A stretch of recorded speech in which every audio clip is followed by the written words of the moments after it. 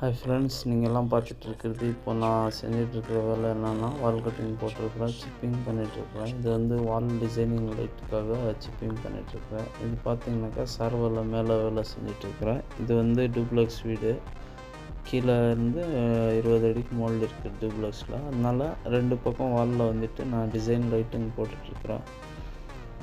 இப்போது வால் கட்டிங் எல்லாம் ஆகிடுச்சு, சிப்பிங் பண்ணிகிட்ருக்கிறேன். அடுத்ததாக பைப் லைன் போடணும். நம்ம சேனலுக்கு பாருங்கள். அப்படியே உங்களுக்கு பிடிச்சிருந்தால் லைக்கு, சப்ஸ்கிரைப் பண்ணுங்கள்.